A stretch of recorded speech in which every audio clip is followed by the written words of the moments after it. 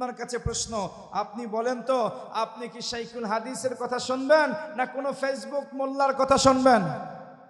শাইখুল হাদিসের কথা শুনবো। কোন কথা? জোরে বলেন না।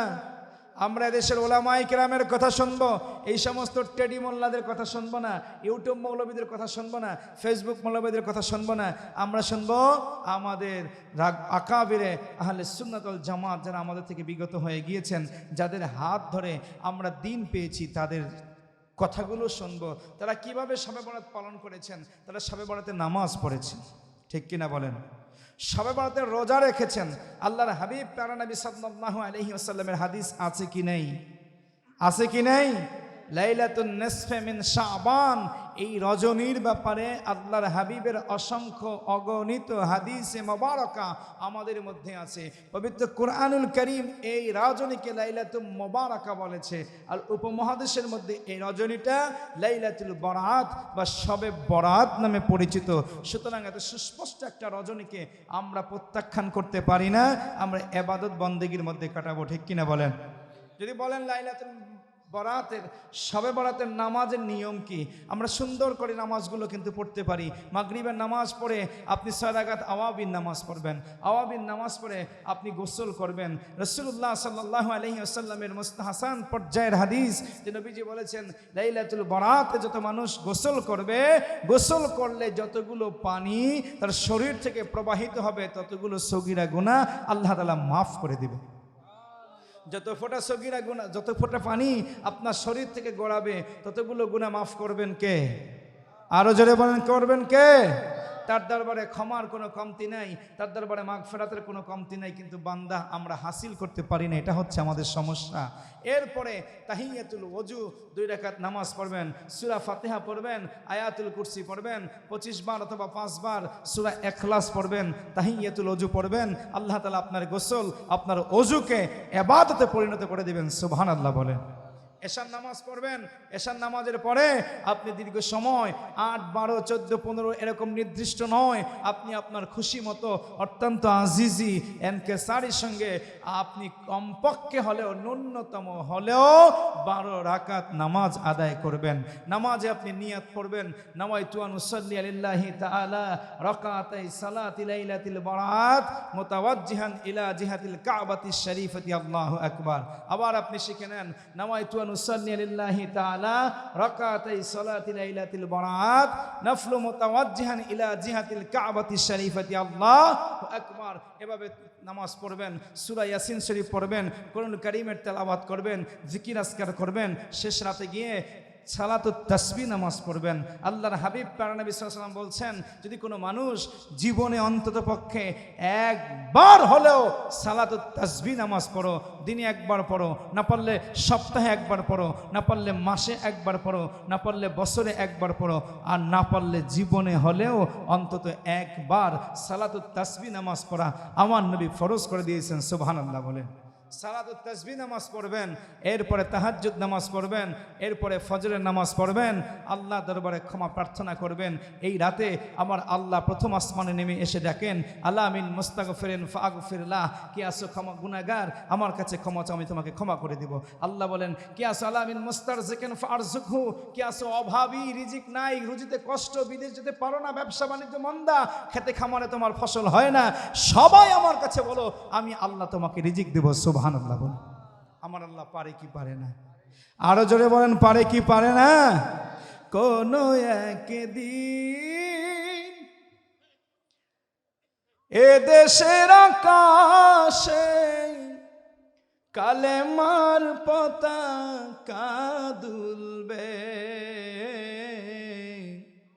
সেদিন সবাই কোরআনি বিধান পেয়ে দুঃখ বেদনা ভুলবে। কোন একদিন এদেশের আকাশে কালেমার পতাকা দুলবে, সেদিন সবাই কোরআনি বিধান পেয়ে দুঃখ বেদনা ভুলবে। সেদিন সবাই কোরআনি বিধান পেয়ে দুঃখ বেদনা, সেদিন আর রবে না হাহাকার, অন্যায় জুলুম অবিচার, থাকবে না অনাচার দুর্নীতি কদাচার, থাকবে না অবিচার দুর্নীতি কদাচার, সকলেই বেদনা ভুলবে। সেদিন সবাই কোরআনি বিধান পেয়ে দুঃখ বেদনা। জোরে বলেন, এমন একটা দুর্নীতিমুক্ত সমাজ চাই কি চাই না? আরো জোরে বলে না। আমার দেশের মধ্যে দুর্নীতি আছে কি নাই? আমার দেশটা দুর্নীতিতে ভরে গেছে। বারবার আমার এই সোনারা বাংলাদেশ দুর্নীতিতে চ্যাম্পিয়ন হয়, ঠিক কিনা বলেন? কিন্তু আমার দেশটাকে আমরা দুর্নীতি মুক্ত করতে চাই, কিন্তু আজও এদেশ দুর্নীতি মুক্ত করা সম্ভব হলো না, ঠিক কিনা বলেন? হয়েছে? হয় নাই। এখন বর্তমানে তো নির্বাচন আসছে না? এই নির্বাচনে আপনি কি একবারও চিন্তা করছেন এই নির্বাচনে আমরা কত ধরনের ইশতেহার আমরা শুনতে পাই? ইশতেহারের কোনো অভাব নাই, ইশতেহারের পরে ইশতেহার। কিন্তু একবারও কি আপনি ফলো করছেন যে এদেশের যারা ইশতেহার দিচ্ছে কিন্তু তারা কখনো এই দুর্নীতি দমনে আমার কোরআন থেকে কিছু বলছে না? আছে কি নাই? এদেশে ইসলামের নামে দল আছে, ইসলামের নামে রাজনীতি আছে, কোরআনের নামে দল আছে, কোরআনের নামে রাজনীতি আছে, ধর্মের নামে দল আছে, ধর্মের নামে ভোট চাওয়া হচ্ছে, কিন্তু ধর্মের সুস্পষ্ট বাস্তবায়নের নীতিমালা আমার দেশে আমরা এখনো দেখতে পারি নাই, ঠিক কিনা বলেন? আমার ভাইরা, বন্ধুরা, বাবারাম, এটা আমার ৩৬০ আউলিয়ার বাংলাদেশ, এটা আমার শাহজালালের বাংলাদেশ, এটা আমার শাহপরানের বাংলাদেশ, এটা আমার সরসিনার মুজাদ্দিদ জামান কুতুবুল আলম শাহ সুফি আল্লামা নেসারউদ্দিন রহমাতুল্লাহ আলাইহির দেশ, আবু জাফর মোহাম্মদ সালের দেশ, আমার হুজুর কেবলা শাহ মোহাম্মদ মুহিবুল্লাহর হাতে গড়া দেশ, সাহেব কেবলা ফুলতুলি জকিগঞ্জের জমিনে শুয়ে আছেন, দারুল কিরাতের দেশ। কিন্তু এদেশের মধ্যে আজও দুর্নীতি মুক্ত করা সম্ভব হয় নাই। অসংখ্য অলিয়া উলিয়ার দেশ, এদেশের প্রতি কিলোমিটারের মাথায় মাথায় অলি আল্লাহর মাজার আছে কি নাই? জোরে বলেন। অলি আল্লাহর মাজার আছে বলেই এদেশে এখনো সবুজ ঘাস জন্মায়, এদেশে এখনো সবুজ ফসল জন্মায়। কিন্তু ওরা সে মাজার পছন্দ করে না, মাজার সহ্য করতে পারে না, কারণ শয়তান চিন্তা করছে দেশ থেকে যদি মাজারগুলো উৎখাত করে দেওয়া যায় তবে এদেশের মধ্যে গজব আসতে আর কোনো বাধা নাই। তাই তো শয়তান সুযোগ পাইয়া মাজারের উপরে সবার আগে হামলা চালায়, ঠিক কিনা বলো? আমার ভাইয়েরা, বন্ধুরা, বাবারাম, না না না, কোন দলের কাছে আমরা ইসলামের এজেন্ডা দেই নাই, কোন রাজনীতির কাছে মুসলমানদের এজেন্ডা দেই নাই। মুসলমানদের এজেন্ডা আমার আল্লাহ রাব্বুল আলামিন আজ থেকে ১৫০০ বছর আগে আমাদেরকে সুস্পষ্টভাবে পুঙ্খানুপুঙ্খরূপে কোরআনের মধ্যে দিছে, ঠিক কিনা বলেন? কোরআন আমাদেরকে সমাধান দিবে, কোরআন আমাদেরকে সুস্পষ্ট নীতিমালা দিবে, সেই নীতিমালা মোতাবেক এদেশ থেকে আমরা দুর্নীতি মুক্ত করব, ঠিক কিনা বলেন? আমার ভাইয়েরা, বন্ধুরা, বাবারা বলেন, রব্বুল আলামিন বলছেন যদি দেশ থেকে দুর্নীতি উৎখাত করতে হয় তবে দেশের অর্থনীতি ঠিক করা লাগবে, ঠিক কিনা বলেন? দেশের দুর্নীতি যদি আপনি মুক্ত করতে চান, দুর্নীতি যদি আপনি সরাতে চান, আমার তরুণ ভাইয়েরা, আমার যুবক ভাইয়েরা, আমরা কিশোর ভাইয়েরা, তোমাদেরকে অবশ্যই অবশ্যই এদেশের অর্থনীতির দিকে খেয়াল রাখতে হবে। অর্থনীতিটা ঢেলে সাজাতে হবে আমার আল্লাহর কোরআন দিয়ে, আমার রাসূলুল্লাহর সুন্নাহ দিয়ে, ঠিক কিনা বলো? এবার বলো তো, আমার কোরআনের মধ্যে অর্থনীতির সুন্দর ব্যবস্থাপনা আছে কি নাই? আছে কি নাই? আছে। এদেশে আমাদের বিএনপির যিনি চেয়ারম্যান, দীর্ঘ 17 বছর দূরে থেকে, লন্ডন থেকে, উনি এদেশে এসে আমাদেরকে নতুন একটা ফ্যামিলি কার্ড একটা ধরিয়ে দিয়েছেন। স্বপ্ন দেখাচ্ছেন যে আমি আপনাদেরকে ফ্যামিলি কার্ড দিব, এতে করে দারিদ্র মোচন হবে। অর্থনৈতিক একটা আমাদেরকে সুন্দর একটা দৃষ্টান্ত দিয়েছেন, কিন্তু সেটা সামান্য একটা। আমাদের দেশে জামায়াত ইসলাম আছে, এখন বর্তমানে তারা তো একদম টপ ফিগারে চলে যাচ্ছে, কিন্তু তাদের কাছে অর্থনীতির এদেশে সুস্পষ্ট কোনো নীতিমালা আমরা পাচ্ছি না। অথচ জামায়াত ইসলামের নির্বাচনী ইস্তেহারের মধ্যে দরকার ছিল যাকাত ভিত্তিক অর্থ ব্যবস্থা। আল্লাহর জমিনে যদি আমরা রাজত্ব পাই, ক্ষমতা পাই, মুসলমানদেরকে বলছি আমরা যাকাত ভিত্তিক অর্থনৈতিক ব্যবস্থা চালু করব। কিন্তু একথা আমরা জামায়াত ইসলামের কোন নেতৃবৃন্দের মুখ থেকে শুনতে পারি, অথচ তারা ইসলামী দল, অথচ তারা ইসলাম কায়েম করবে, অথচ তারা কোরআন কায়েম করবে বলে আমাদেরকে স্বপ্ন দেখাচ্ছে। ঠিক কিনা বলেন? এই স্বপ্নের মধ্যে কত দূর কি আছে একমাত্র আল্লাহই ভালো জানে। ঠিক কিনা? আসুন আমার ভাইরা, যে ইশতেহার বিএনপি আমাদেরকে দিবে না, যে ইশতেহার জামায়াত ইসলাম আমাদেরকে দিবে না, সেই ইশতেহার আমার আল্লাহ কোরআনুল কারীমে 1000 বছর আগে দিছে কিনা? কথা কয় না? আমার আল্লাহ দিছে। আমার আল্লাহ তোমাদেরকে ডেকে বলছে, আল্লাযীনা ইম্মাক্কান্নাহুম ফিল আরদ আকামুস সালাতা ওয়া আতাউজ যাকাতা ওয়া আমারু বিল মা'রুফি ওয়া নাহাউ আনিল মুনকার ওয়ালিল্লাহি আকিবাতুল উমুর।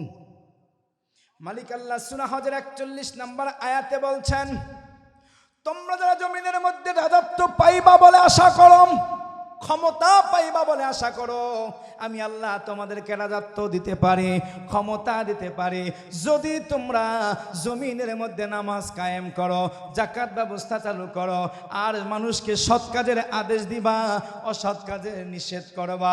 এটা যদি করতে পারো, আমি আল্লাহ তোমাদেরকে জমিনের মধ্যে রাজত্ব দিব। অন্যথায় অন্যথায় অন্যথায় আমি কোনোদিন তোমাদের হাতে ক্ষমতা দিব না। ক্ষমতা মুসলমান হাতে নিলে আগে নামাজ করা লাগবে, 2 নম্বরে তোমাকে যাকাত ভিত্তিক অর্থনৈতিক ব্যবস্থা চালু করা লাগবে। কিনা বলো? শুধু তাই নয়, আমার আল্লাহ প্রত্যেকটা মুমিনকে ডেকে বলছে, আকিমুস সালাতা ওয়া আতাউজ যাকাতা ওয়ারকাউ মা'র রাকিঈন। ও জগতের মানুষ, তোমার প্রত্যেকের দায়িত্ব হচ্ছে কে এমপি প্রার্থী হলো আর কে মেম্বার প্রার্থী হলো আমার দেখার বিষয় নাই। জমিনের মধ্যে যেই বান্দা জবান থেকে পড়েছ কালেমায়ে তাইয়্যিবা লা ইলাহা ইল্লাল্লাহ মুহাম্মাদুর রাসূলুল্লাহ, ঈমানের কালেমা যারা জবান থেকে বের হয়েছে, তোমাকে অবশ্যই অবশ্যই জমিনের মধ্যে নামাজ প্রতিষ্ঠা করা লাগবে, আর জমিনের মধ্যে যাকাত ভিত্তিক অর্থনৈতিক ব্যবস্থা চালু করা লাগবে। ঠিক কিনা বলো? যাকাত ভিত্তিক অর্থনৈতিক ব্যবস্থা কেন চালু করবা? কারণ কি? যাকাত ভিত্তিক অর্থনৈতিক ব্যবস্থা চালু করলে তোমাকে নতুন করে কার্ড নিয়ে আসা লাগবে না। 17 বছর আগে আমরা দেখছিলাম 2009 সালের 8 সালের নির্বাচনে শেখ হাসিনা আমাদেরকে দেখাইছিল একটা বাড়ি একটা খামার। 17 বছর এই লোভের উপরে মানুষ চলছে। দেশের মধ্যে 3বার তিনি প্রধানমন্ত্রী ছিলেন। একটা বাড়ি একটা খামার কি এদেশের গরিব মানুষ তার চোখেও দেখে নাই। ঠিক কিনা বলেন? আবার নতুন করে আমাদেরকে স্বপ্ন দেখানো হচ্ছে ফ্যামিলি কার্ড। একটা কার্ড হলেই নাকি দুনিয়া সব অন্ধকার হয়ে যাবে, আলোকিত হয়ে যাবে। আসলে এর বাস্তবতা কত দূর আমরা জানি না, কিন্তু 1500 বছর আগে রব্বুল আলামিন আমাদেরকে যে অর্থনৈতিক ব্যবস্থা দিয়েছেন, দুর্নীতি মুক্ত করতে চাও, সুন্দর সমাজ বিনির্মাণ করতে চাও, 5ই আগস্টের পরে বৈষম্যহীন সমাজ ব্যবস্থা চালু করতে চাও, আমার যুবক বন্ধুরা, আমার আল্লাহ বলে যাকাত ভিত্তিক অর্থ ব্যবস্থা চালু করো। তাইলে আমি আল্লাহ গরিব থেকে উঁচু থেকে বড় নিচু সব ঘরগুলোর মধ্যে সমতা, অর্থনৈতিক সমতা আইনা দিতে পারে একমাত্র যাকাতের মাধ্যমে। মারহাবা বলো। কেমনে আনবেন? আল্লাহ বলছেন ইন্নামাস সাদাকাতু লিল ফুকারাই ওয়াল মাসাকিনি ওয়াল আমিলিনা আলাইহা ওয়াল মুওয়াল্লাফাতি কুলুবুহুম ওয়া ফির রিকাব ওয়াল গারিমিনা ফি সাবিলিল্লাহি ওয়া বানিস সাবিল ফরিদাতাম মিনাল্লাহি ওয়াল্লাহু আলিমুন হাকিম। বক্তব্যকার আল্লাহ বলে তোমার সমাজের মধ্যে ফকির আছে কি নাই?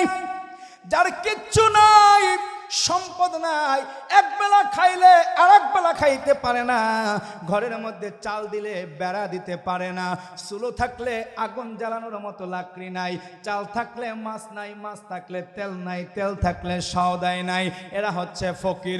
আমি আল্লাহ জাকাত ভিত্তিক অর্থনৈতিক ব্যবস্থা করলে তার ঘরে খাবার পাঠাইয়া দেব। মিসকিন একদম নিঃস্ব ফুটপাতের মধ্যে বসবাস করে, কিচ্ছু নাই, কিচ্ছু নাই, কিচ্ছু নাই, ওই মানুষটারে চাল চুলোর একটা ব্যবস্থা আমি আল্লাহ করে দিব যদি তুমি জমিনের মধ্যে যাকাত প্রতিষ্ঠা করতে পারো। ওয়ালা আমিলিন, আরে কিছু আছে কিন্তু লোকটা পরিশ্রমী, কাজকর্ম করে এবং কি এই যাকাত ব্যবস্থার মধ্যে তিনি কাজকর্ম করে, উত্তোলন করে, বন্টন করে।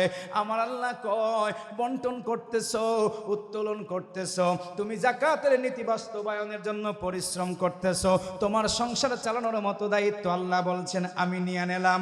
শুধুমাত্র তাই নয়, তোমাদের সমাজের মধ্যে অমুসলিম আছে, অমুসলিম আছে, অমুসলিম আছে, এই অমুসলিমরা অনেক গরিব আছে কি নাই? জোরে বলেন। আত্মমানবতার সেবায় অমুসলিমদের বাড়ি, হিন্দুর বাড়িতে, খ্রিস্টানের বাড়িতে, বৌদ্ধের বাড়িতে কিছু খাবার দেওয়া দরকার। আমার আল্লাহ বলে আমার যাকাতের মধ্যে তার জন্য একটা ভাগ আছে কি নাই? শুধু তাই নয় আমার ভাইয়েরা, বন্ধুরা, বাবারা, অফির রিকাব, শুধু তাই নয় তোমাদের সমাজের মধ্যে আছে কত মানুষ দাস, দাস হয়ে পড়ে আছে, অন্যের গোলামির মধ্যে পড়ে আছে। আমি আল্লাহ মুক্তির ব্যবস্থা করে দেব যাকাতের মাধ্যমে। ওয়াল গারিমিন, এবং তোমাদের মধ্যে আছে কত মানুষ ঋণগ্রস্ত আছে কি নাই? এক সময় টাকা পয়সা ছিল, আজকে ঋণে জর্জরিত হয়ে গেছে, বাড়ি বিক্রি করেছে, দোকান বিক্রি করেছে, গাড়ি বিক্রি করেছে, এখনো ঋণ মুক্তি হয় নাই। আমার আল্লাহ বলে তার ঋণ পরিশোধের ব্যবস্থা আমি আল্লাহ যাকাতের মাধ্যমে করে দেব। কোনো একজন মানুষ ঘুরতে ঘুরতে ঘুরতে ঘুরতে তোমাদের এলাকায় মুসাফির হয়ে আসছে, লোকটা এখন বাড়ি যাইতে পারে না, অসহায় হয়ে গেছে, খাবার নাই, দাবার নাই, আমি আল্লাহ ওই ভবঘুরে মুসাফির মানুষটাকেও না খাওয়াইয়া রাখবো না, সম্বলহীন কইরা রাখবো না, তার জন্য আমি আল্লাহ ব্যবস্থা করে দেব। সুবহানাল্লাহ বলেন। দিন কায়েমের মিশনে কত ধরনের তোমাদের প্রচেষ্টা অব্যাহত আছে।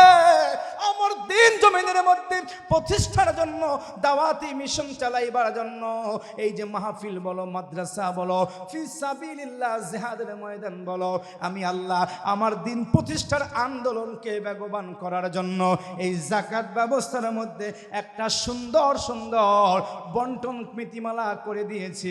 আমার যাকাত ভিত্তিক অর্থ ব্যবস্থা তুমি যদি সমাজের মধ্যে চালু করতে পারো, এই সমাজের মধ্যে আর দুর্নীতি ঢুকতে পারে না, ঠিক কিনা বলো?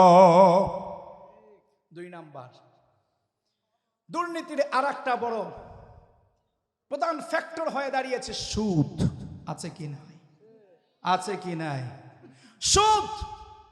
সবাই আমরা আজকে হুজুর, আলেম আর জালেম, বাড়িওয়ালা আর কামলা, সবাই আজকে সুদের মধ্যে আছে। কেউ আছে ব্যাংকে, কেউ আছে এনজিওতে, আবার কেউ আছে বাজারের সমবায়।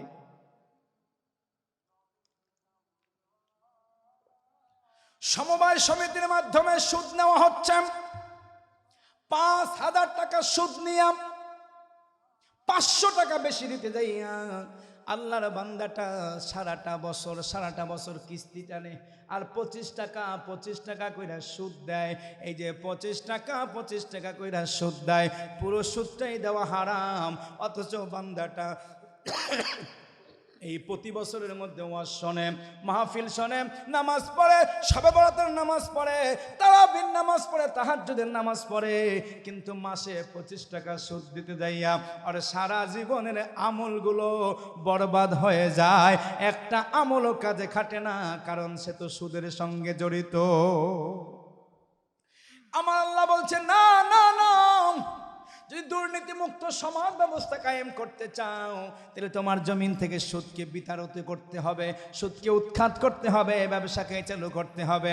আহাল্লাল্লাহুল বাইআ ওয়া হাররামার রিবা, সুদকে উৎখাত করে দাও আর হালাল ব্যবসাকে চালু রাখো, তবে সমাজের মধ্যে শান্তি দিবেন কে? এরপরে ঘুষ আছে কি নাই? অফিসে অফিসে ঘুষ আছে কি নাই? টেবিলে টেবিলে ঘুষ আছে কি নাই? দুর্নীতির আর একটা মহা উপলক্ষ হচ্ছে ঘুষ। টেবিলের নিচ থেকে ঘুষের আদান প্রদান হয়। এমন কোন সরকারি অফিস নাই, এমন কোন সেবা দানকারী অফিস নাই যে অফিসের মধ্যে ঘুষ চলে না। চাকরি নিতেও ঘুষ, দিতেও ঘুষ, করতেও ঘুষ, সারাটা জীবন ঘুষের মধ্যে চলতেছে। আর লোকেরা বলে এটা এক্সট্রা মানি। এই মানি মুনি চলবে না। আমার রাসূল সহজভাবে বলে দিয়েছেন, দ্ব্যর্থহীন কণ্ঠে বলে দিয়েছেন, সুস্পষ্টভাবে বলে দিয়েছেন, লাআনা রাসূলুল্লাহি সাল্লাল্লাহু আলাইহি ওয়াসাল্লাম আর-রাশি ওয়াল মুরতাশি। ঘুষ যে নেয়, ঘুষ যে দেয়, দুইজনের জন্য লানত দিয়েছেন, অভিশাপ দিয়েছেন আমার নবী। তাইলে এই সমাজ থেকে যদি আপনি দুর্নীতি মুক্ত করতে চান, ঘুষ বন্ধ করা লাগবে কি লাগবে না? কথা কয় না। কিন্তু কোথায় সেই ঘুষ বন্ধে, দুর্নীতির এই যে মহা একটা উপলক্ষ, ঘুষ বন্ধে আমাদের যারা নির্বাচন করতেছে, যারা সরকার ছিল, আছে, সামনে আসবে, কেউ কোনো পদক্ষেপ নেয়? কেউ কোনো বক্তব্য নেয় না। কারণ তারা জানে আমলারা চলেই তো ঘুষ খেয়ে। এই ঘুষ যদি বন্ধ করে দেয়, আমলারা বিদ্রোহ করবে আর আমরা সরকারে থাকতে পারবো না। ঠিক কিনা বলেন? তাইলে বোঝা গেল এই যে যারা যারা এই ঘুষকে প্রমোট করে তারাও কিন্তু এই সমান অপরাধের অপরাধী, সমান দুর্নীতির দায়ে দায়গ্রস্ত। ঠিক কিনা বলেন? আমার ভাইয়েরা, বন্ধুরা, বাবারা, দুর্নীতি মুক্ত করতে হলে বাজারকে নিয়ন্ত্রণ করতে হবে, সুষ্ঠু বাজার ব্যবস্থা চালু করতে হবে। এই বাজারের মধ্যে অসংখ্য অগণিত দুর্নীতি আছে। কয় যে দামে কম মানে ভালো, কাকুলি ফার্নিচার একটা অ্যাডভার্টাইজ ছিল। কিন্তু আমাদের সমাজের মধ্যে দাম ভালো মান খারাপ, এইটাই হচ্ছে বর্তমান ব্র্যান্ডের আমাদের প্রতারণা। ঠিক কিনা বলেন? রাসূলুল্লাহ একদিন বাজারের মধ্যে যাচ্ছেন, বাজারের মধ্যে গিয়া আমার নবী দেখতেছেন যে এক লোক খেজুর বিক্রি করতেছে। কি বিক্রি করছে? খেজুর। হুজুর খেজুরের মধ্যে হাত দিলেন, খেজুরের স্তূপ, হুজুর স্তূপের মধ্যে হাত দিলেন। হাত দিয়ে দেখলেন যে ভিতরে ভেজা খেজুর। হাতটা ভিজে গেল, হাতটা বার করলেন, হাতটা ভিজা। কেউ তোমার উপরে খেজুরগুলো শুকনো, ভেতরটা ভেজা, ঘটনা কি? লোকটা বলে, হুজুর বৃষ্টি হয়েছিল তো আমার খেজুরগুলো ভিজে গেছে, এই জন্য ওইগুলো নিচে ঢুকাইয়া। নবী বলল, এই আহাম্মক, এটাই তো প্রতারণা, এটাই তো জালিয়াতি। তুমি কিভাবে ভেজা খেজুর নিচে দিলা, শুকনা খেজুর উপরে দিলা? একজন ক্রেতা এসে তোমার শুকনা খেজুর দেখে তো কিনবে, কিন্তু সে তো প্রতারিত হবে, এটা হারাম। তোমার উচিত ছিল ভেজা খেজুরগুলো পাশে রাখা, লোকটা দেখবে, যদি তার পছন্দ হয় কিনবে, দাম কম দিতে মন চাইলে কম দিবে, ওটা দেখেই কিনে নেবে। এটাই হচ্ছে বাজারের সিস্টেম। ঠিক কিনা বলেন? আমার ভাইরা, এই সমস্ত দুর্নীতি আমাদের রন্ধ্রে রন্ধ্রে আছে বলে আজকে আমরা সমাজটাকে সুন্দর করে সাজাতে পারি। এই দুর্নীতির দায় আপনি যার মাথায় উঠবে, আলেম, জালেম, ইমাম, পীর, মুর্শিদ, যাই হোক না কেন, তাকেই আমার আল্লাহর কাঠগড়ায় দাঁড়াতে হবে কি হবে না? আরো জোরে বলেন, কাঠগড়া আছে কি নাই? আছে কি নাই? একদিন মাটির ভেতরে হবে ঘরে মনামা, কেন বান্ধ দালান ঘর রে মনামা, কেন বান্ধ দালান? দেহ তোমার চর্মচর গলে পচে যাবে, শিরায় উপশিরাগুলো মাটিতে খাবে।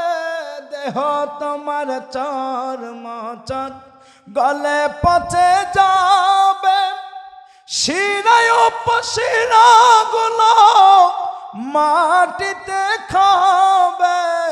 মুন্ড মেরুদণ্ড সবই হবে খণ্ড খণ্ড, মুন্ড মেরুদণ্ড সবই হবে খণ্ড খণ্ড, মাটিতে হবে তোমার ঘর। রে মন আমার কেন বান্ধ দালান ঘর, রে মন আমার। এটা পারো না? এটা হাওড়ের মানুষ তো, সুনামগঞ্জ হাওড় এলাকা, এদের তো গানের এলাকা, এটা গাইতে হবে তো আমার সঙ্গে, বলো না।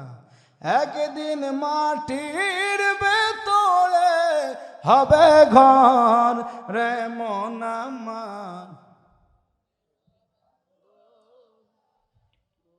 দুর্নীতি করলে মাওলানা সাহেব বাঁচবে কি? কথা বল না। আকাম কুকাম করলে পীর সাহেবের রেহাই আসেনি? না না না, এমন অসংখ্য দৃষ্টান্ত আমার আল্লাহ জমিনের মধ্যে দিয়ে গেছেন। দৃষ্টান্ত দিয়ে তুমি যদি শিখতে পারো তবে তোমার জন্য ভালো, আর তুমি যদি শিখতে না পারো তোমার জন্য ব্যর্থতা। জবাব দেওয়া লাগবে কার কাছে? আরো জোরে বলেন। আমার ভাইয়েরা, বন্ধুরা, বাবারা, সমাজের মধ্যে আজকে দুর্নীতি, সমাজের মধ্যে সুদ, সমাজের মধ্যে ঘুষ, সমাজের মধ্যে অতি মুনাফাখোরি আছে কি নাই? অথচ সাহাবায়ে কেরাম ছিল এর বিরুদ্ধে, সাহাবায়ে কেরাম অবস্থান নিয়েছিলেন এর বিরুদ্ধে। কিন্তু আজকে আমাদের সমাজের মধ্যে রন্ধ্রে রন্ধ্রে এগুলো ঢুকে যাচ্ছে, ঠিক কি না? আজকে দেখেন, সাহাবায়ে কেরাম কি সুদের পক্ষে ছিল না বিপক্ষে ছিল? আমরা যে সুদের কথা বললাম, সুদের বিপক্ষে ছিল সাহাবায়ে কেরাম।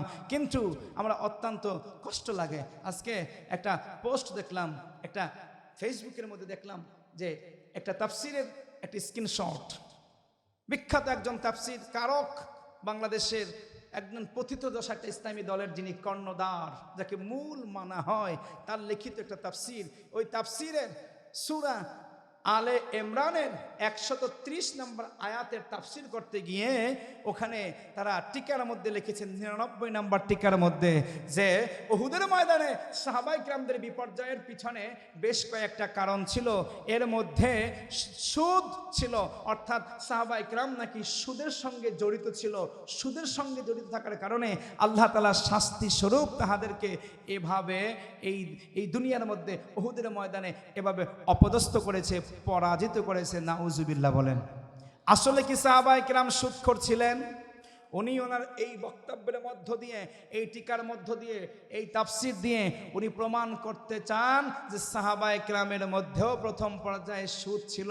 অথচ সাহাবায়ে কেরামের আমল ছিল এটা ইসলাম পূর্ব আমলে, অথবা যে কোনো শরীয়তের কোনো বিধান নাজিল হওয়ার আগ মুহূর্ত পর্যন্ত তারা ওটার সঙ্গে জড়িত থাকলেও শরীয়তের বিধান আসার সঙ্গে সঙ্গে, অথবা আল্লাহর পক্ষ থেকে মুসলমান হওয়ার সঙ্গে সঙ্গে ওই মানুষটা এই পুরো বিষয়টাকে প্রত্যাখ্যান করেছে, ওটাকে ছিঁড়ে ফেলেছে, উপড়ে ফেলেছে।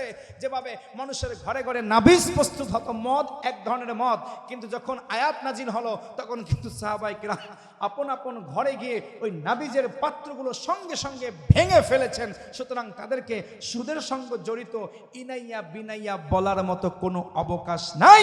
একজন বিখ্যাত মুফাসসিরের কিতাবের মধ্যে থেকে, তাফসীর গ্রন্থের মধ্য থেকে যখন এই কথাগুলো আসে, আমাদের নৈতিক দায়িত্ব এসে যায় এর প্রতিবাদ করা। কিন্তু আমরা প্রতিবাদ করলে আমাদেরকে ট্যাগ লাগিয়ে দেয় ইসলামী দলের উন্নতি চায় না, ইসলামী দলের বিরুদ্ধে বলে। তোমরা কেন সাহাবায়ে কেরামের বিরুদ্ধে বলো? সেটা কি মুসলমানদের গায়ে লাগার কথা নয়? আমরা কখনো অনৈক্য করতে চাই না, আমরা কখনো কারো দোষ বিদ্বেষ বলতে চাই না, এজন্য নাম নিলাম না। কিন্তু খবরদার, এগুলো জাতির সামনে সুস্পষ্ট করা দরকার। সাহাবায়ে কেরাম মিয়ারে হক, সাহাবায়ে কেরাম সত্যের মাপকাঠি। সাহাবায়ে কেরামের সঙ্গে ন্যূনতম কোনো পাপ, পঙ্কিলতা, অপরাধ, দুর্নীতি, হীনমন্যতা যোগ করার মতো কোনো সুযোগ পৃথিবীর কোনো মুহাদ্দিস, কোনো শাইখুল হাদিস, কোনো নেতা, কোনো বাবা, কোনো কারণাই নাই। যে করবে তার বিরুদ্ধে মুসলমান গর্জে উঠবে, ঠিক কিনা বলো? আসুন আমার ভাইয়ারাম, যেভাবে পাপের সঙ্গে যুক্ত হবে আমার আল্লাহ তার বিচার করবেন, ঠিক কিনা বলেন? হযরতে পয়গম্বর দাউদ আলাইহিস সালামের একটু কথা বলি। আল্লাহর নবী দাউদ আলাইহিস সালাম সাধারণ একজন সিপাহী ছিলেন। সাধারণ সিপাহী থেকে আমার আল্লাহ তাকে বাদশার জামাই বানাইছেন। বাদশা তালুতের জামাই হওয়ার পরে বাদশা তালুত যখন মারা গেলেন তখন তিনি ওই মহা সাম্রাজ্যের মালিক হলেন, বাদশা হয়ে গেলেন। সুবহানাল্লাহ। আল্লাহ বলেন, দাউদ রে, আমি তোমার জন্য শুধুমাত্র বাদশাহী দিয়া ক্ষান্ত নয়, ওয়ালাকাদ আতাইনা দাউদ জাবুরা, ও দাউদ আমি আল্লাহ তোমার জন্য জাবুর কিতাব দিয়া আমি আল্লাহ তোমাকে নবীও বানাইয়া দিলাম। সুবহানাল্লাহ। সাধারণ সিপাহী হযরতে দাউদ নবী আলাইহিস সালাম আল্লাহ প্রথমে বাদশাহী দিলেন, এরপরে নবুয়তি দিলেন। আল্লাহর রহমত ওনার উপরে আছে কিনা বলেন? দাউদের উপরে আল্লাহর রহমত, দাউদের উপরে আল্লাহর রহমত চলে আসছে। আমার আল্লাহ দাউদের পছন্দ করে, দাউদের পছন্দ করতে করতে আল্লাহ সম্পত্তি বানিয়ে দিয়েছেন। আর আমার নবী দাউদ আলাইহিস সালাম দুর্নীতি করে না, সম্পদ রাষ্ট্রীয়ভাবে খরচ করে না, বাইতুল মাল থেকে কিছু নেয় না। কোটি কোটি টাকা পয়সা হীরা জহরত আমার নবী দাউদের হাতের মধ্যে, রাজকোষাগারের ভান্ডার আমার নবী দাউদের হাতের মধ্যে। কিন্তু পয়গম্বর দাউদ আলাইহিস সালাম আমাদের আকাবের, আমাদের আদর্শ নবীগণ, আমাদের আদর্শ, ঠিক কিনা বলেন? নবীগণকে মাইনা আমাদের চলা দরকার, নবীগণের জীবন মোতাবেক আমাদের জীবন চালানো দরকার। হযরতে দাউদ নবী আলাইহিস সালাম একটা টাকাও রাষ্ট্রীয় কোষাগার থেকে নেয় না। হযরতে দাউদ নবী আলাইহিস সালাম নিজ হাতে আল্লাহ তাকে কুদরতিভাবে এমন একটা ক্ষমতা দিয়েছেন, শক্ত লোহাটা হাতের মধ্যে ধরলে আল্লাহর নবী দাউদের হাতের পরশ পাইয়া লোহাটা সুন্দর করে নরম হয়ে যায়। ওই লোহাটা দিয়া, নরম লোহা দিয়া তিনি ঢাল বানায়, বর্ম বানায়, তলোয়ার বানায়, বাজারে বিক্রি করে। এগুলো দিয়ে তিনি সংসার চালায়। এটা একটা ব্র্যান্ড হয়ে গেছে, দাউদের ব্র্যান্ড, সুন্দর ব্র্যান্ড। নবী দাউদ রাষ্ট্রীয় কোষাগার থেকে একটা টাকাও দুর্নীতি করে না। মারহাবা বলে। একদিন পয়গম্বর দাউদ আমার মালিকের কাছে ডেকে বলে, আল্লাহ, ও দয়ার মালিক আল্লাহ, তুমি তো আমার এত এত কিছু নিয়ামত দিছ, আল্লাহ আমারে রাজত্ব দিছ, আল্লাহ আমারে নবুয়তি দিছ, আমারে মর্যাদা দিছ, আমারে সুকণ্ঠের অধিকারী বানাইছো, আমার তেলাওয়াত শোনার জন্য মাছেরা আয়েশা নদীর পাড়ে ভিড় জমায়, পাখিগুলো আজকে গাছের থেকে নিচে নাইমা এসে আমার তেলাওয়াত শোনে। আল্লাহ গো, আমার লোহা ধরলে আমার কাছে তুলার মতো নরম হয়ে যায়, এত এত ক্ষমতা দিলা গো আল্লাহ, আমি এই ক্ষমতা দিয়ে কি করব? আল্লাহ আমি তোমার কাছে সম্মান চাই, মর্যাদা চাই। পূর্বে যত নবী ছিল সেই নবীদের যত যেমন মর্যাদা ছিল, ইব্রাহিম পয়গম্বরের যেমন মর্যাদা ছিল, নূহ আলাইহিস সালামের যেমন মর্যাদা ছিল, হযরত ইয়াকুব আলাইহিস সালামের, ইউসুফ আলাইহিস সালামের যেমন মর্যাদা সম্মান ছিল গো, ইসমাইল ইসহাকের যেমন মর্যাদা ছিল, ও আল্লাহ অমন কইরা তুমি আমারে সম্মান দাও। কি চায়? মর্যাদা চায়, কারামত চায়, সম্মান চায়। আল্লাহ আমাকে তো অনেক কিছু দিছো, আল্লাহ তোমার কাছে আমি ওই ইউসুফ নবীর মতো সম্মান চাই, ইব্রাহিম নবীর মতো সম্মান চাই, ইসহাক নবীর মতো, ইসমাইল নবীর মতো সম্মান চাই। আমার আল্লাহ ডেকে বললেন, দাউদ রে, ইব্রাহিমের আমি সম্মান দিছি ঠিক, আমি তাকে জাতির পিতা বানাইছি, কিন্তু আমি তো তাকে আগুনের মধ্যে জ্বালাইছি, ঠিক কিনা বলো? এ দাউদ, ইসমাইলের সম্মান দিছি ঠিক, কিন্তু আমি আমার ইসমাইলের ছুরির নিচে শোয়াইছি, ঠিক কিনা বলো? ইউসুফের আমি সম্মান দিছি রে, কিন্তু আমার ইউসুফের আমি আল্লাহ 40 বছর পর্যন্ত বাবার থেকে জুদা রাখছি, ইয়াকুবরে কান্দাইয়া অন্ধ বানাইছি, ইউসুফের 7 বছর পর্যন্ত জেল খাটাইছি, বিপদ আপদ দিয়া এক একজন পয়গম্বরের দুনিয়ার মধ্যে আমি দামি বানাইছি রে দাউদ। তুমি যদি সম্মান পাইতে চাও, মর্যাদা পাইতে চাও, দাম যদি বাড়াইতে চাও, কষ্ট করা সারা বাবা দাম বাড়বে না। ইয়া আইয়ুহাল্লাযীনা আমানুস الصبر والصلاة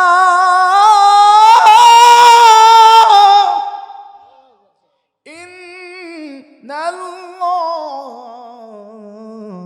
مع الصابرين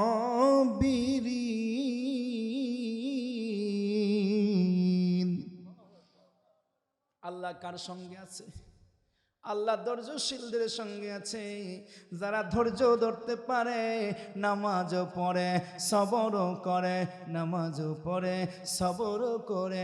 আমার আল্লাহ কয় আমি নামাজের সঙ্গে আছি, সবরওয়ালার সঙ্গে আছি, আমি অন্য কারো সঙ্গে নাই। দাউদ রে, সবর যদি করতে পারো আমি তোমার সঙ্গে আছি, অন্যথায় নাই, মর্যাদা বাড়াইয়া দেব। নবী দাউদ কয় আল্লাহ গো, আপনি আমারে পরীক্ষা নেন, আমি সবর করতে রাজি। আপনি বাদশাহী দিছেন, আপনি নবুয়তি দিছেন, আপনার প্রতি আমি খুশি, আপনার প্রতি আমি কৃতজ্ঞ। আপনি যদি আমারে বিপদ দেন গো, আমি আপনার থেকে মুখ ফিরাইব না। আমি সে বিপদ মাথা পাইতা নিয়া সবর কইরা আপনার থেকে মর্যাদা কাইরা নিব। আল্লাহ আমারে সুযোগ দেন, মারহাবা বলে।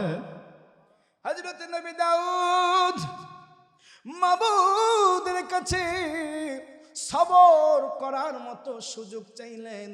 আল্লাহ আপনি আমারে সবর দেন। বলেন তো বাবা, যদি কারো বিপদ নাই আসে তাইলে সবর ধরতে পারেনি? আগে তো বিপদ লাগবে, আগে তো ভুল করতে হবে, তারপর না ক্ষমা আসবে, ঠিক কিনা? ক্ষমা ক্ষমা ক্ষমা, তওবা তওবা তওবা। আমার আল্লাহ কয় বান্দারে তওবা করো, ভুল করেছ তওবা করো। তওবা যদি করো আমি আল্লাহ তোমার গুনাহগুলো এমন ভাবে মুছা দিব যেন তুমি বেগুনাহ মাসুম। মারহাবা বলো। আমার বাবারা রে, হযরত দাউদ পয়গম্বর মালিকের কাছ থেকে সবর করার মতো সুযোগ চাইয়া নিলেন। আমার মালিক কয় দাউদ রে, দাউদ রে, দাউদ রে, যাও আগামী রজবের 17 তারিখের আগে কোনো এক সময় তোমার জন্য এমন একটা অবস্থা তৈরি হয়ে যাবে গো ও দাউদ, ওই সময় তুমি এর মধ্যেই বিপদ পেয়ে যাবা। খবরদার খবরদার, বিপদে ধৈর্য হারাইও না, বিপদে ধৈর্য হারাইও না। বিপদে পড়লে বাবা ধৈর্য হারানো যাবে না। বিপদ দেয় কে? আরো জোরে বলেন। আবার বিপদ থেকে মুক্তি দিবে কে? হযরতে দাউদ নবী আলাইহিস সালাম প্রতিদিন ঘরের মধ্যে থাকা অবস্থায় গুনগুন গুনগুন করে কিছু সময় জাবুর কিতাব তেলাওয়াত করে। জাবুর কিতাব তেলাওয়াত করলে কত পশু পাখি আইসা ওনার তেলাওয়াত শোনে। কিন্তু আজকে তেলাওয়াতের সময় হঠাৎ করে একটা কবুতর পাখি উইরা আসছে। এত সুন্দর কবুতর দাউদ নবী কোনোদিন দেখে নাই।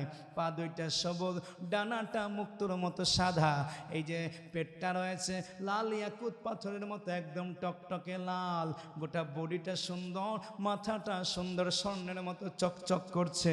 এত সুন্দর একটা পাখি দেখা নবী দাউদ আলাইহিস সালাম মাতোয়ারা হয়ে গেলেন। এত সুন্দর পাখি, এত সুন্দর পাখি, এত সুন্দর কবুতর এর আগে কোনো দিন দেখে নাই। নবী দাউদ জাবুর কিতাব বন্ধ করে দিলেন। বন্ধ কইরা চিন্তা করলেন, পাখিটা ধইরা, কবুতরটা ধইরা আমার ছোট্ট বাচ্চার কাছে নিয়ে গেল। বাবা কি মাইক চালাও তুমি, মিয়া টানে না, ইয়া করে না, এই মনিটরটা বাড়িয়ে দাও, মনিটরটা একটু চালু করে দাও। সব ঠিক আছে তো, সাউন্ডটা ভালো, কিন্তু মনিটরটা আমাকে সাপোর্ট দিচ্ছে না কেন? এটা দরুদ শরীফ আল্লাহুম্মা সাল্লি আলা মুহাম্মাদ নাবিয়ানা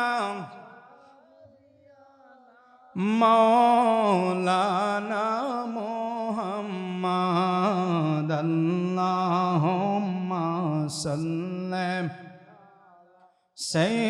সাইয়্যিদানা মুহাম্মাদ নাবিয়ানা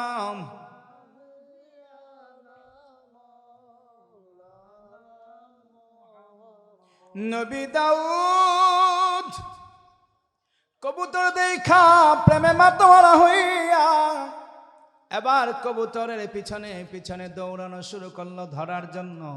ঘরের মধ্যে হাত বাড়াইলেন, একটু হাতটা পড়লো, ছুঁইটা গেল, বেড়া টপকাইয়া বাহিরে পড়লো।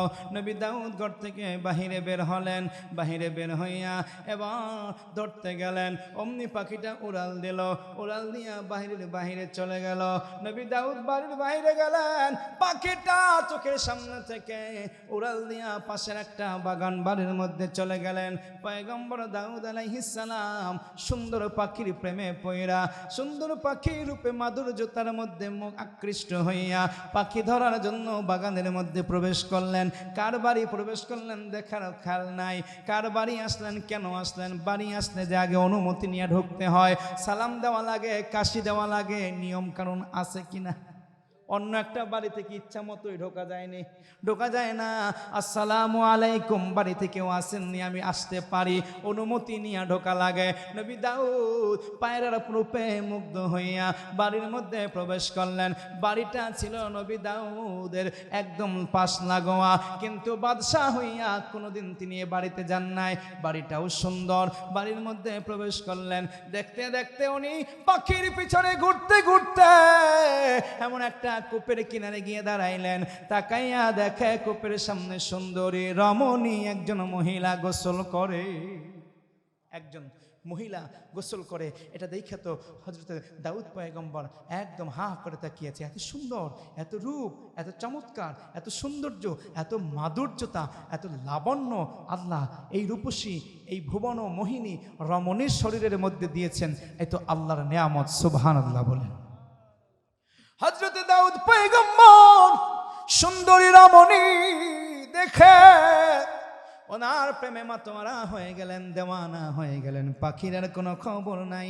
এবার নবী দাউদ আলাইহিস সালাম এই রমণীকে কিভাবে বিয়ে করা যায় তার খোঁজ খবর নেওয়ার জন্য রাজ দরবারে এসে খবর লাগাইলেন। ওই যে পাশের বাড়িটা, ওই বাড়িটা কার? ওই বাড়িতে একজন মহিলা দেখে আসলাম, মহিলার ব্যাপারে তদন্ত নিয়ে খবর দাও। গোয়েন্দা চলে গেল, গোয়েন্দা খবর এসে জানালো, ও বাদশাহ দাউদ পয়গম্বর আলাইহিস সালাম, আপনি যে মহিলার রূপ দেখে প্রেমে মজেছেন তার নাম বাদশা। নাম কি? বাদশা, বাদশা না বাদশা, বাদশা। নবী গো, মেয়েটার নাম হলো বাদশা, তার স্বামীর নাম হচ্ছে আউরিয়া। আউরিয়া কোথায় এখন? আউরিয়া এই অল্প কিছুদিন হলো বিয়ে করেছে, এখনো পর্যন্ত তাদের সংসারে কোনো সন্তান হয় নাই। আউরিয়া কোথায়? বাদশা দাউদ আলাইহিস সালাম আপনার ভাতিজা, দাউদ নবীর ভাতিজা ইউহিবার সঙ্গে সেনাপতিত্বে আউরিয়া যুদ্ধ করার জন্য দূরদেশে গেছে। নবী দাউদ আলাইহিস সালাম চিন্তা করলেন এটাই তো সুযোগ।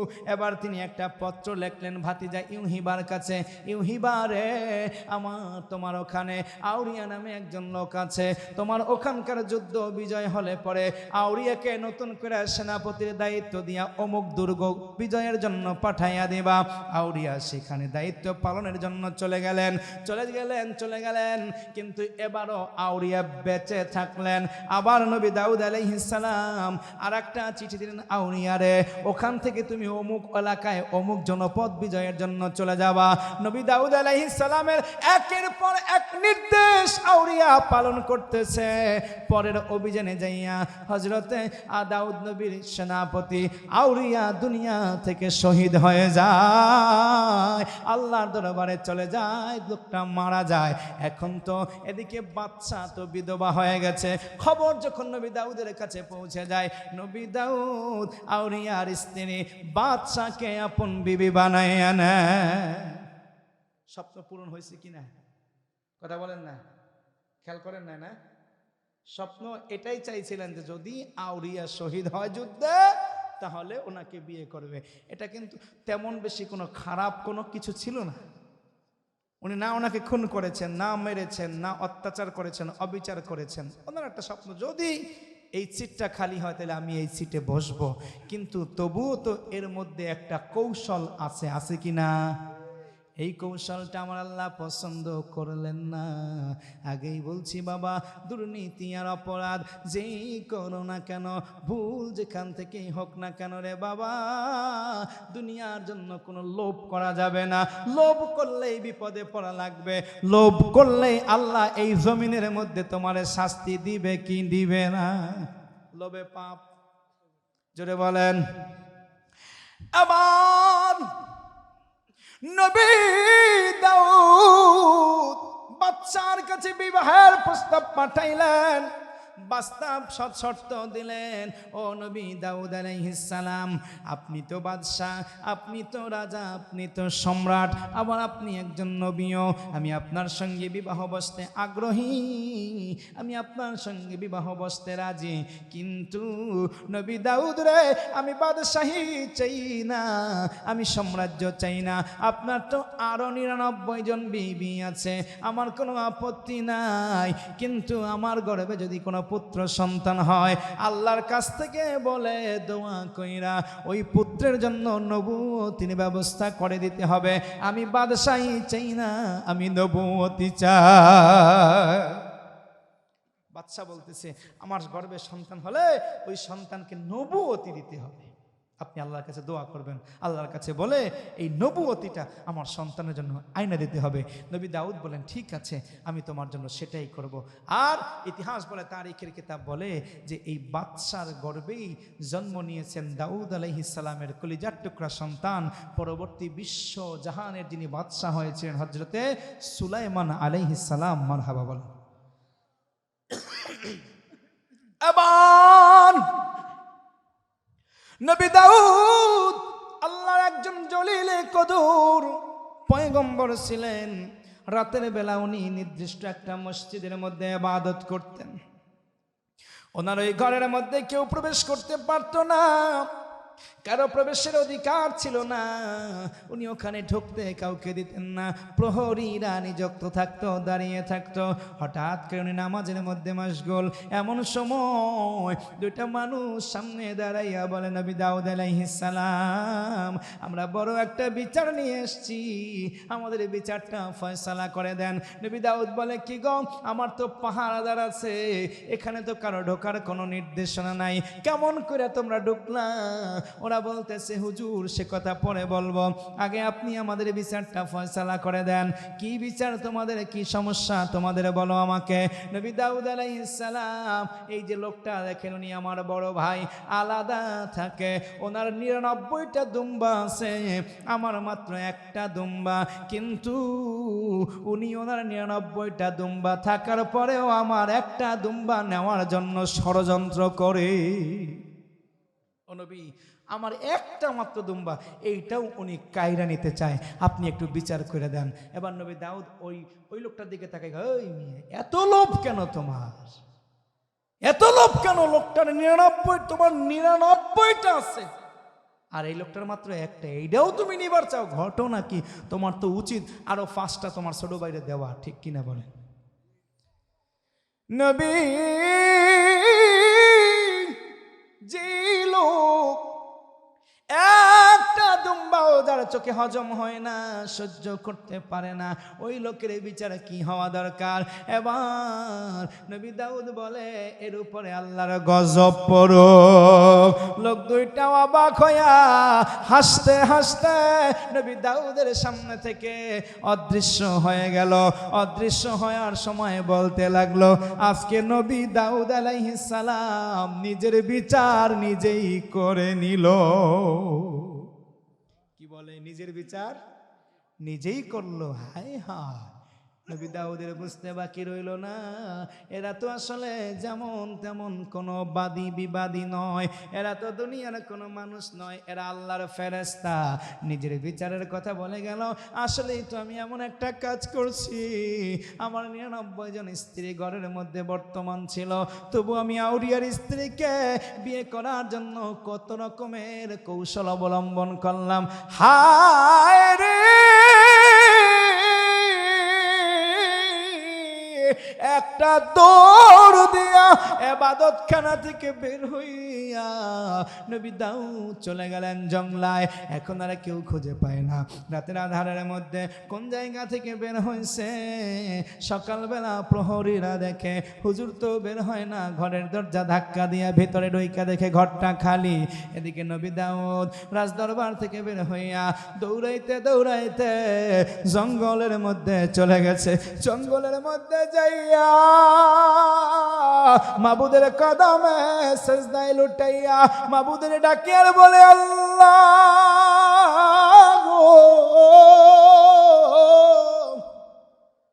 আমি ভুল করেছি, লোভে পড়েছি, তোমার কাছে ক্ষমা চাই, তোমার কাছে ক্ষমা চাই।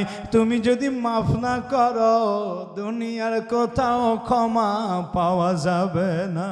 রব্বানা ও রব্বানা ও রব্বানা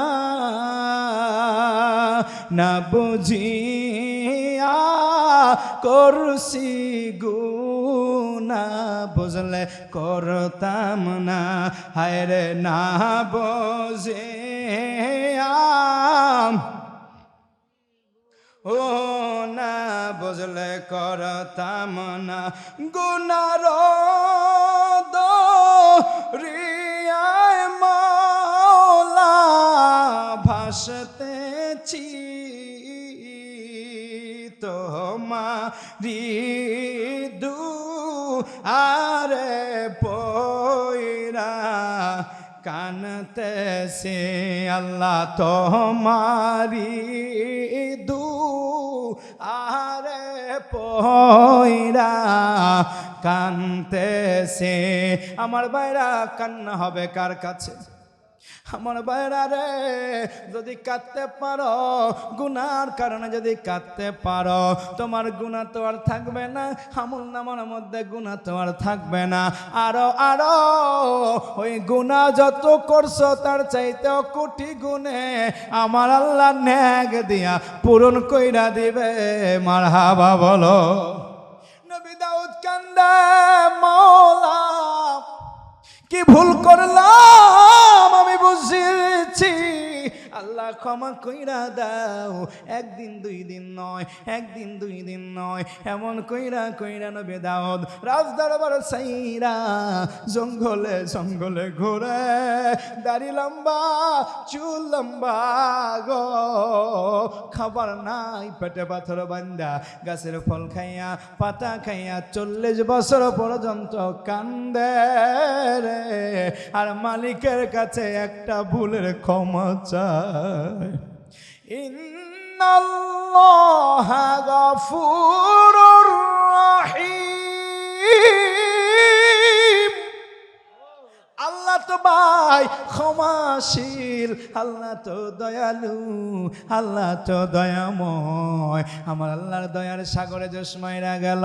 আমার আল্লাহ ডাক দিয়া কয়, দাউদ রে আর কত কানবি রে দাউদ, ও দাউদ ওই দিনে বলেছিলি মর্যাদা চাও, রাজদরবারে বৈশা মর্যাদা পাওয়া যায় না, বিলাসী বিছানার মধ্যে মর্যাদা পাওয়া যায় না। দাউদ রে, ইব্রাহিমের যেমন মর্যাদা দিছিলাম, ইসমাইলের যেমন মর্যাদা দিছিলাম, ইউসুফের যেমন দাম আমি আল্লাহ দিছি, আজকে এই 40 বছর কান্নার বিনিময় আমি আল্লাহ তোরেও মর্যাদা বাড়াইয়া দিলাম। সুবহানাল্লাহ বলো। আমার ভাইরা, ও জগন্নাথপুরের বাবারা, ও আমার যুবক বন্ধুরা, কাঁদতে দেখলে তোদের বড় হাসি পায়, মনে করো অভিনয় করে। আহারে এমন কইরা বৃদ্ধ মানুষটা কাঁদে কেন জানো না রে বাবা? কান্নার মধ্যে যে কত স্বাদ, কান্নার মধ্যে যে কত মজা। দুনিয়ার কোটি টাকা দিয়া একজন মুরব্বী বাবারে কাঁদানো যায় না, আর আমার আল্লাহর দরবারে দুইটা হাত বাড়াইলে মালিকের প্রেমে চোখ দিয়া জর জর জর জর কইরা পানি বের হয়। এটা প্রেমের অশ্রু, এটা গুনাহ মাফের অশ্রু। আমার মালিক কয় ফালিয়া ধাকু কলিলাও ওয়ালিয়াবকু কাসীরা। কম কম হাসো বান্দা, বেশি বেশি কাঁদো, বেশি কাঁদলে মর্যাদা বাড়াইয়া দেয় কে? এবার মাবুদ আল্লাহ রেখে বলে দাউদ রে আমি তোমারে ক্ষমা করব, কিন্তু বান্দার হক আমি আল্লাহ ক্ষমা করতে পারি না। তুমি যে আউরিয়ার কাছ থেকে তুমি যে আউরিয়ার সঙ্গে প্রতারণা করেছ, কৌশল প্রয়োগ করেছ, তাকে শহীদ হওয়ার জন্য সুযোগ করে দিয়েছ, যাও রে আউরিয়ার কাছ থেকে ক্ষমা চাও। এবার নবী দাউদ আলাইহিস সালাম বলে আল্লাহ আমি আউরিয়ারে কেমনে পাবো, সে তো কবরে।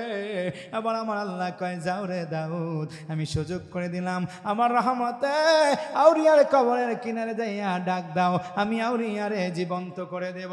আউরিয়ার কবরের কাছে দাউদ নবী আসলেন, আয়েশা ডাক দেয় আউরিয়া কুম বিইذনিল্লাহ, আল্লাহর হুকুমে ডাইকা ওঠো রে, জায়গা ওঠো রে আউরিয়া।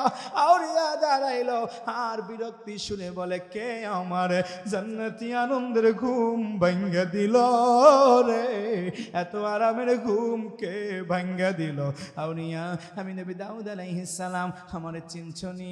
হ্যাঁ হ্যাঁ আমি আপনারে চিনছি, আমি তো আপনার বাড়ির প্রতিবেশী, আমি আপনার বাড়ির পাশের প্রতিবেশী। হুজুর গো আমি তো জান্নাতে খুব আরামে ছিলাম, কেন আপনি আমারে ডাকলেন, কেন বিরক্ত করলেন? আউরিয়া রে তোর শহীদ হওয়ার পিছনে আমি দায়ী। আমি এমন এমন কইরা সবটা খুইলা বললেন, আউরিয়া তোর একের পর এক মিশনে পাঠাইছি আর তুই তো শহীদ হইয়া গেছো, ও আউরিয়া রে আমারে ক্ষমা কইরা দাও। আউরিয়া বলে হুজুর শাহাদাতের মর্যাদা যে কত দামি, আমি যে কত সম্মানে জান্নাতি নিয়ামতের মধ্যে আছি, এইটা যদি আপনি চক্রান্ত কইরা থাকেন আমি আপনার প্রতি রাগ না হুজুর, আমি আপনার প্রতি খুশি।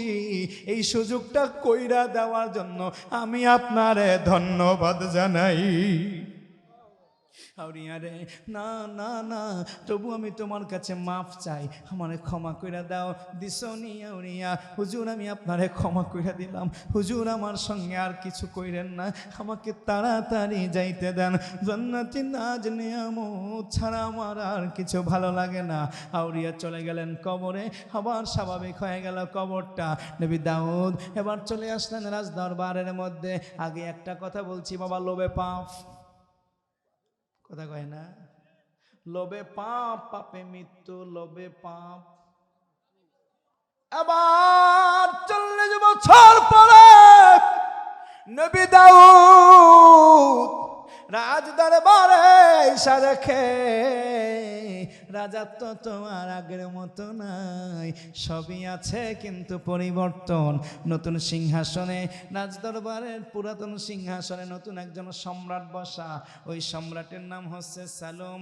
সালুমকে হযরতে দাউদ নবী আলাইহিস সালামের বড় পুত্র বাদশাহ তালুতের মেয়ে, যাকে প্রথম বিয়ে করেছিলেন নবী দাউদ আলাইহিস সালাম, তার ঘরের জন্ম নেওয়া নবী দাউদের বড় ছেলে সালুম। সালুম রাজ দরবারে সম্রাটের আসনে আসীন। এদিকে শাসার পড়ে গেছে, নবী দাউদ ফিরে এসেছে, নবী দাউদ ফিরে এসেছে। সবাই আয়েশা নবী দাউদের সঙ্গে দেখা করে, অন্দরমহলে একটা আনন্দের রোল পড়ে গেছে। সবাই দেখা করে, মুজিরমরা বলে ও ও আমাদের নতুন সম্রাট সালুম, তোমার বাবা ফিরে এসেছে, চলো আমরা তার সঙ্গে দেখা করি। কিন্তু সালুমের দেখা করতে মন চায় না, বাবার থেকে দূরে দূরে থাকে, যায় না। এদিকে সালুমের বিশ্বস্ত কিছু মানুষেরা বলে ও সালুম আজকে তুমি সম্রাটের আসনে আসো, আজকে তুমি বাদশাহী আসনের মধ্যে বসে আসো, তোমার বাবা ফিরে এসেছে, উনি তো বৃদ্ধ হয়ে গেছেন, কয়েকদিন পর তো মারা যাবেন, তুমি যদি তোমার রাজত্ব এখন ছেড়ে দাও, তোমার অন্য কোনো ভাইরা তোমার বাবার মৃত্যুর পরে দখল করে নিতে পারে, তুমি আর নাও পাইতে পারো। খবরদার যত যা কিছু হোক কিন্তু বাদশাহী ছাড়া যাবে। এই শয়তান সব জায়গায় আছে কি নাই জোরে বলেন। নবীর ছেলের মধ্যেও শয়তান ধোকা দেয়, শয়তান আইসা কুমন্ত্রণা দেয়, খবরদার বাদশাহী ছাড়িস না, তোর বাবার কাছে বাদশাহী দিস না। এবার গড়িমসি করে বাবার কাছে দেখা করতে যায় না, সবাই যায় সবাই যায়। প্রবীণ উজির সালুমকে বুঝায়, সালুম তোমার বাবা বৃদ্ধ মানুষ ফিরে এসেছে, ওনার প্রতি আমাদের বিশ্বস্ততা আছে, এ বাবা সলুম, বাদশাহী সাইরা দাও, চেয়ারখানা বাবার হাতের মধ্যে দিয়ে দাও। এরে বাবা, ওই চেয়ারটার বড় দাম, ওই চেয়ারটার বড় খারাপ একটা অবস্থা, ওই চেয়ারের আঠাটা খুব ধারালো, একবার যে বসে সে দ্বিতীয়বার আর উঠতে চায় না, তাকে 1400 মানুষের রক্ত দিয়া তারপর উঠান লাগে, ঠিক কিনা বলো? এই চেয়ার ভালো না, এই ক্ষমতার চেয়ার ভালো না, যে এই চেয়ারের মধ্যে বসে সেই স্বৈরাচার হয়ে যায়। আমাদের বর্তমান এই এই এই এই যে অন্তর্বর্তী সরকার ভোটের মধ্যে, গণভোটের মধ্যে একটা বিধান রাখছে 10 বছরের বেশি কোনো মানুষ প্রধানমন্ত্রী হতে পারবে না। আমি মনে করি এটাই সত্য। এই এক কথার উপরে তোমরা ভোটে ভোটটা দিয়া দিও, কারণ এই চেয়ারটা বড় আঠালো চেয়ার, একবার বসলে আর পাছা ওঠে না, সেটা আপন পিতা পুত্রের বেলায়ও, ঠিক কিনা বলো? দাউদ নবী বাবা আর সলুম কয় আমি ক্ষমতা ছাড়ব না। এবার আপনার ছেলে সলুম সিংহাসনে বসা, আপনার সঙ্গে দেখা করতে চায় না, আপনার ছেলে আপনাকে স্পেস দেবে না, সিংহাসন ছাড়বে না। নবী দাউদ বড় কষ্ট পেলেন। এদিকে নবী দাউদের প্রধান উজির যিনি ছিলেন, তিনি আইসা বারবার সলুমকে বোঝায়, বারবার সলুমকে বোঝায়। অবশেষে সলুম একদিন বুঝলো যে না না, এ বাবার ক্ষমতার চেয়ার আটকাইয়া রাখা যায় না, আমাকে অবশ্যই আজ বা কাল ছাড়তে হবে, নয়তো বা অনেক বিপরীত কিছু হয়ে যাবে। হঠাৎ কইরা একদিন সলুম নিজের সিংহাসন ছাইরা বাবার জন্য সিংহাসনটা ফাঁকা রাইখা পালাইয়া গেছে। কারণ তার মনের মধ্যে চিন্তা, আমার বাবাকে আমি আসছে পরে দেখতে যাই নাই, সবাই দেখতে গেছে, আমি তাকে দেখতে যাই নাই, আমার বাবা তো শুনছে আমি সিংহাসন ছাড়তে চাই না, বাবার সামনে গেলে বাবা বুঝি গর্দানটা উড়িয়ে দেবে। এই ভয় নিয়া সলুম পালাইয়া গেছে রে। নবী দাউদ সিংহাসনে বৈশা সবার আগে খোঁজে আমার ছেলে কই। উজির বলে হুজুর গো পালাইয়া গেছে, তার কোনো সন্ধান আমাদের কাছে নাই, প্রাণ ভয়ে পালিয়ে গেছে, আপনার কাছে ভয়ে সে যাইতে পারে নাই। ও হুজুর কি করণীয়?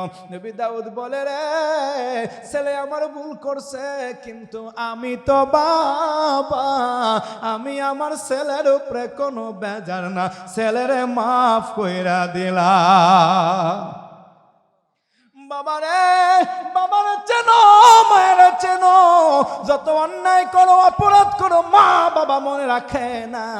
মা কইয়া ডাক দিলে, বাবা কইয়া ডাক দিলে, তোর দেওয়া সব কষ্ট মায় বইলা যায়, বাবাই বইলা যায়, যুবক ভাইয়ের কাছে বইলা যায়, আমার কিশোর ভাইয়ের কাছে বইলা যায়, তরুণ ভাইটার কাছে বইলা যায়, মায়ের আঘাত দিস না, মায়ের কষ্ট দিস না। যদি কেউ দিয়া থাকো, যদি মা বাইচা থাকে রে, কালকে থেকে যাইয়া মায়ের সঙ্গে ভালো ভালো মিষ্টি মিষ্টি কথা বল, মায়ের পাশে পাশে থাক, দেখবি তোর মা তোরে পাগলা ছেলে বইলা হাসি দিয়া বুকে টাইনা নিবে, ঠিক কিনা বলো?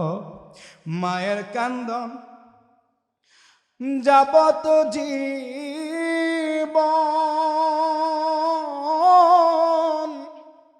বুইনের কান্দন কয়েক দিনের গো, ঘরের পরিবারের কান্দন কয়েক দিন পর থাকে না। দুঃখের দরদি আমার জনম দুঃখী মা, জন্মধারিণী মা, জনম দুঃখিনী মা, দুঃখের দরদি আমার 10 মাস 10 দিন মায়ে গর্ভে দিছে ঠাই, রক্ত মাংস খাইয়া আমি ভবে আইলাম ভাই, ভূমিষ্ঠ হইয়া আমি উঠিলাম কান্দিয়া, শান্ত করিল মায়ে বুকের দুগ্ধ দিয়া, মায়েরই প্রসবের কালে বুক বেসে যায় নয়ন জলে রে, মায়েরই প্রসবের কালে বুক বেসে যায় নয়ন জলে রে, ও মা সন্তানের লইয়া কোলে ভুলে প্রসব বেদনা, দুঃখের দরদি আমার জনম দুঃখী মা, গর্ভধারিণী মা, জনম দুঃখিনী মা, দুঃখের দরদি আমার, হাতে পায়ে তেল মাইখা মায় দিও শক্ত করি, প্রসাব পায়খানা আমি মায়ের কোলে করি। এই শক্ত হাত দিয়া কত সন্তান মায়ের গায়ে হাত তোলে, বাবারে ধাক্কা দেয়, আছে কিনা কুলাঙ্গার।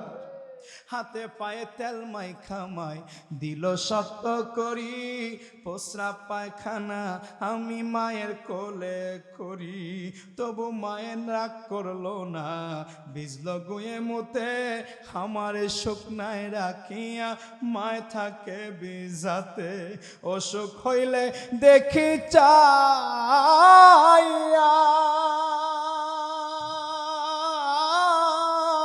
মায়ের রয়েছে বিছানায় বইয়া রে, ঠিক কিনা? অসুখ হলে দেখি চাইয়া মায়ের রয়েছে বিছানায় বইয়া রে, বলে আমায় নিয়ে যাও গো আল্লাহ, সন্তানের নিও না, দুঃখের দরদি আমার জনম দুঃখী মা, জন্মধারিণী মা, জনম দুঃখিনী মা, দুঃখের দরদি আমার, মায়ের কান্দন যাবত জীবন, 2-4 মাস বইনের কান্দন রে, ঘরের পরিবারের কান্দন কয়েকদিন পর থাকে না, দুঃখের দরদি আমার জনম দুঃখী মা, গর্ভধারিণী মা, জনম দুঃখিনী মা, দুঃখের দরদি আমার জনম দুঃখী মা, ঠিক কিনা বলো? মা কোনোদিন সন্তানের অপরাধ দইরা থাকতে পারে না, বাবা কোনোদিন সন্তানের অপরাধ দইরা থাকে না। নবী দাউদ বলে আমার ছেলে বোঝে নাই, আমার ছেলের বয়স কম, সালুম কই রে, সালুমের নিয়ে আসো, আমি ওরে মাফ কইরা দিলাম। না না না, তারপরও নবী দাউদের সামনে সালুম আসে না, ভয় পায়। এবার বাতিজা সেনাপতি ইউহিবাকে ডাক দিছে, ইউহিবা রে, তুই তো আমার বিশ্বস্ত বাতিজা, একদিকে ভাইয়ের ছেলে আর একদিকে সেনাপতি, আরে বাতিজা যা যা, আমার বড় ছেলে, আমি আমার বড় ছেলেরে বড় ভালোবাসি, বড় ছেলেকে আসো, বাবারে কষ্ট দিস না।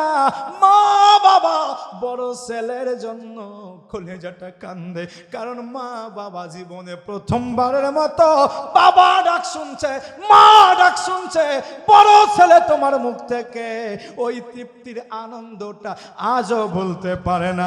কিন্তু আজও বারবার দেখা যায় ছোট ছেলের ঘরে মায়ে পইরা থাকে, বড় ছেলে বাপ মার কোনো খবরও নেয় না। না না রে, বড় ভাই, 5 জন ভাই থাকবে, সবাই মায়ের খোঁজ নেবে, কিন্তু আজকে বইলা যায় ঢাকার থেকে আসাদুল্লাহ সাইফি এসেছিল। নবী দাউদের বড় ছেলের নাম হলো সালুম আর ছোট ছেলের নাম হলো সুলাইমান। যদিও রাজা তো আল্লাহ সুলাইমানের জন্য নির্ধারণ করে রেখেছিলেন, কিন্তু নবী দাউদের বুক কান্দে বড় ছেলের জন্য। এটাই বাবা, এটাই বাবা। বাবারে যত কষ্ট দাও না কেন সন্তান, বাবা মনে রাখে না, বাবা ক্ষমা কইরা সন্তানের বুকে চড়াইতে চায়।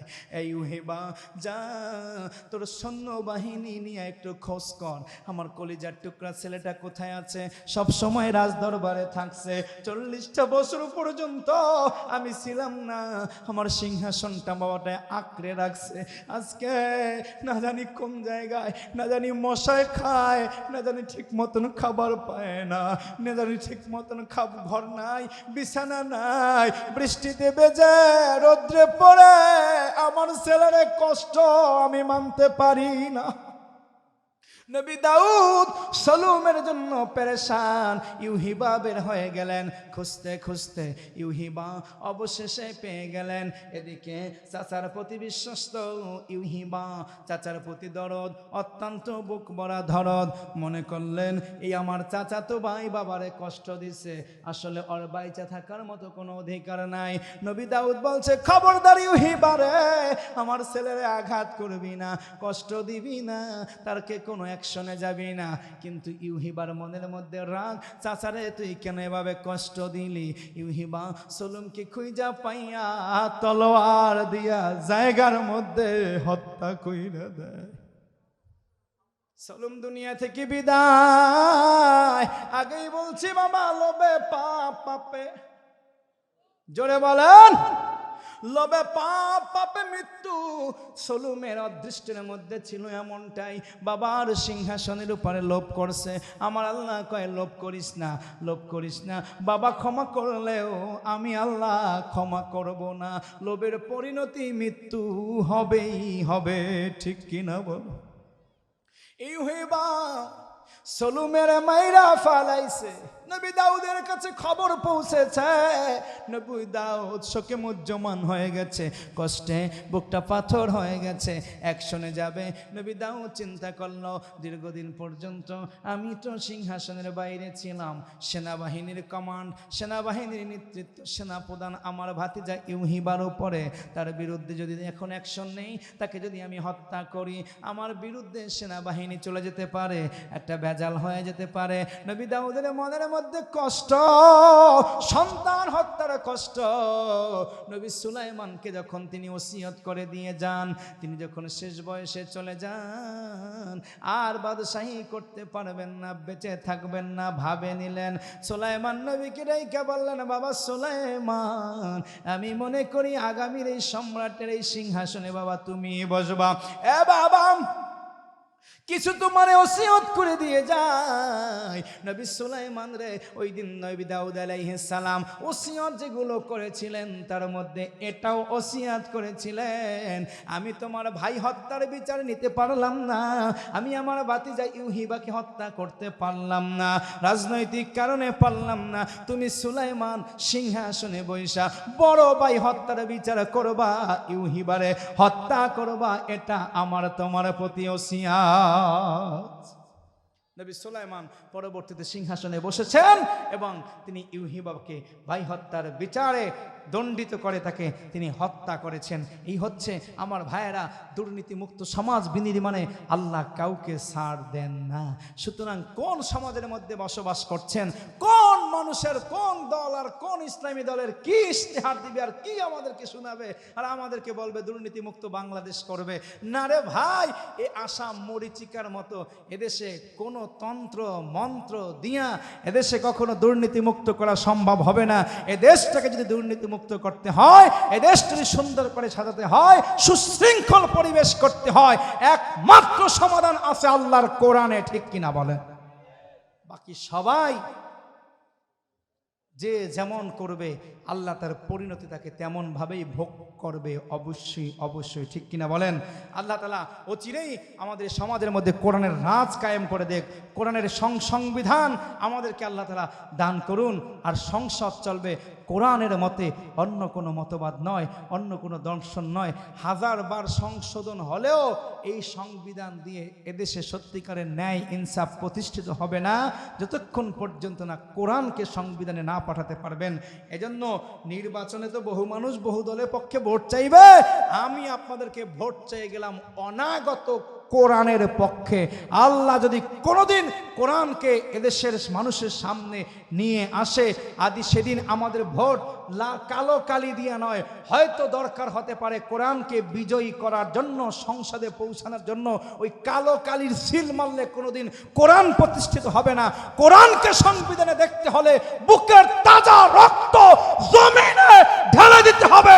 55,570 বর্গ কিলোমিটারের জমিনটাকে বুকের রক্ত দিয়ে মুসলমান যখন কোরআন প্রেমীরা ভেজাতে পারবে, সেদিন দেশের সংসদে, সেদিন দেশের সংবিধান কোরআন হয়ে দাঁড়াবে, ঠিক কিনা বলে?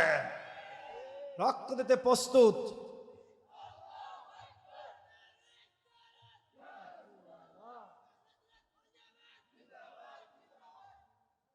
বাঁচাও ইমান, বাঁচাও দেশ, এটাই আমাদের এখন বর্তমান শেষ পরিণতি। বাঁচাও ইমান, বাঁচাও দেশ। ইমানও বাঁচাতে হবে, দেশও বাঁচাতে হবে। ইমানও বাঁচাতে হবে, দেশও বাঁচাতে হবে। কান চিলে নিয়ে গেল, চিলের পিছনে দৌড়ানো যাবে না, আগে কানের দিকে তাকাতে হবে, ঠিক কিনা?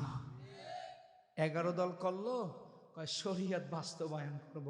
দলের মধ্যে থেকে একজন বাইরে বাট পার্সিটার সব শরীয়তের কথা কইয়া, কোরআনের কথা কইয়া কিচ্ছু কয় না, আমরা হ্যাগো লগে নাই, ঠিক কিনা বলেন? তার মানে এই জন্যই এদেশের সুফিবাদী সারসিনা, ফুলতুলি, সোনাকান্দা, ধামতি, আড়াইবাড়ি, জোনপুর, এই খানদানগুলো বলে যে আসলে দেখো এই মিষ্টি মিষ্টি কথায় ভোলার দরকার নাই, আসলে কারা কোরআনের পক্ষে? আমরা সবসময় আহলে সুন্নাত ওয়াল জামাত কোরআনের পক্ষে, ঠিক কিনা? দলের পক্ষে না, মতের পক্ষে না, আমরা কিসের পক্ষে? আরো জোরে বলেন। যেখানে কোরআন সেখানে আমরা আছি কি নাই? যেখানে আমার নবীর শান মান আজমত, নবীর প্রেম, মিলাদ ও কিয়াম, সেখানে আমরা আছি কি নাই? আল্লাহ তাআলা চিরজীবন থাকার তৌফিক দান করেন, আমিন।